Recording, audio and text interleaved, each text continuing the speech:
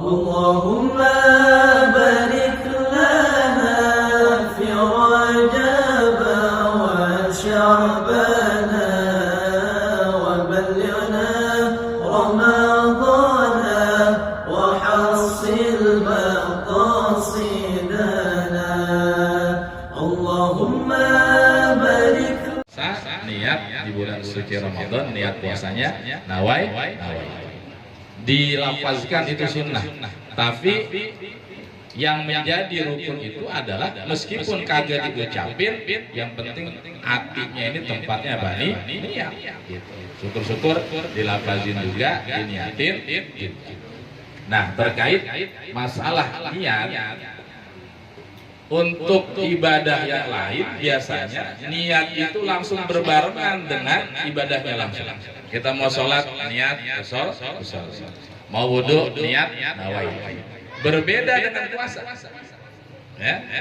Puasa itu bukannya habis subuh kita niat aja. Tapi kalau niat puasa harus diinepin dulu. Ya, diinepin dari mulai kita masuk maghrib, isya sampai sebelum subuh. Harus diinepin, menginap. Bukan hari ini dia bangun sholat subuh, hari itu juga puasa niatnya, bukan.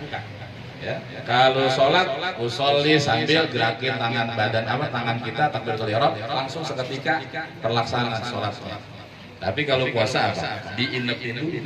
Nah, makanya ini saya jadikan perhatian bahwa terkadang kita lupa niat puasa. Karena biasanya di mazhab kita Imam Syafi'i puasa itu mandubun disunahkan setiap malam. Nawaitu habis tarawih biasanya. Kalau yang ada tarawih biasanya lupa niatnya. Iya. Maka kemudian ulama memberikan kemudahan. Boleh kita mentaklid ngikutin niat dengan mazhab yang lain, dalam hal ini dalam mazhab Imam Maliki ya, Imam Malik. Besok pertama kali tarawih mau puasa, kita niatnya taklidan, ngikutin niat puasa 1 bulan penuh. Saya puasa Ramadan 1 bulan penuh karena Allah. Jadi jangan 30 hari niatnya Pak. Jangan saya puasa Ramadan 30 hari. Nanti 29 hari puasanya. Ya. Atau niatnya cuma 29 hari, nanti 30 hari. Kalau bulan Hijriah kan hitungannya 29 sampai 30. Ya. Jadi niatnya boleh 1 bulan penuh taklid mengikuti mazhab Imam Malik. Kenapa demikian? Karena khawatir setiap malamnya kadang kita lupa. Ini ikhtiar ya, kehati-hatian kita. Takut kita setiap malam lupa, malam pertama ingat, malam kedua ingat, malam ketiga udah lupa tuh.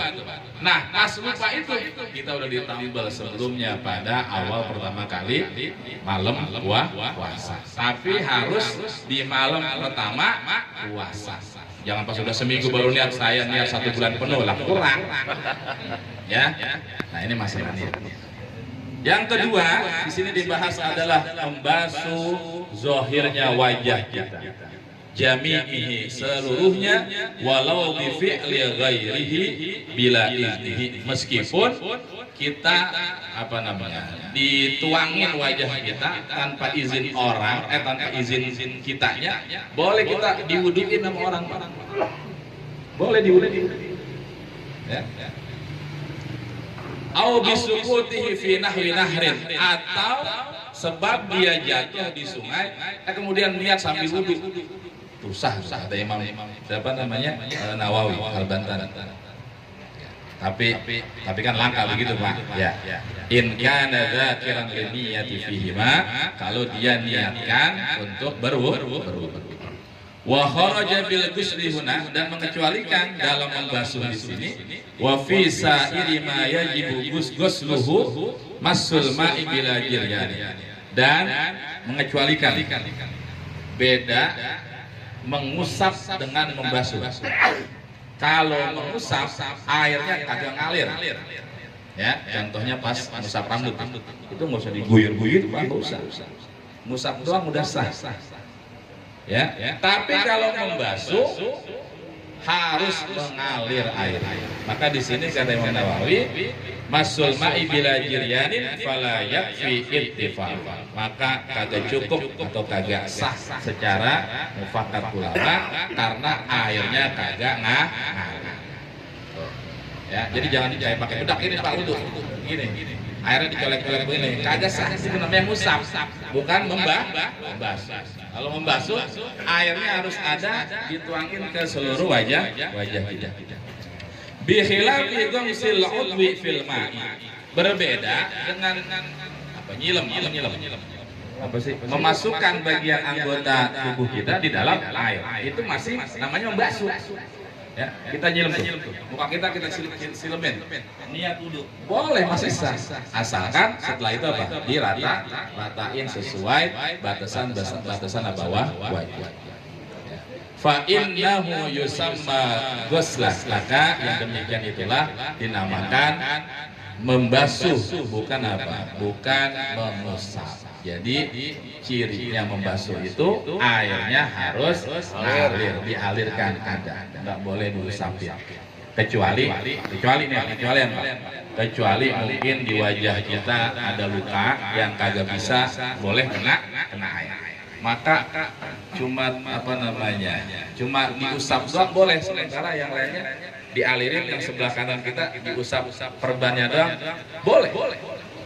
Ya, nah inilah pentingnya kita belajar fikih.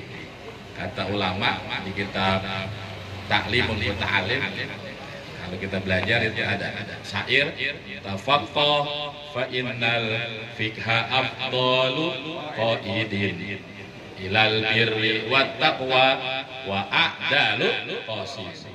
Ya, dalamnya fikih. Fikih itu kan pemahaman. Ya, di dalamnya. Fa innal fiqha afdalu qaidin. Fikih itu yang bisa mengantarkan kita, mengarahkan kita kepada kebaikan dan ketakwaan kita kepada Allah Subhanahu wa taala. Sebab apa? Fa inna faqihan wahidan mutawarri'an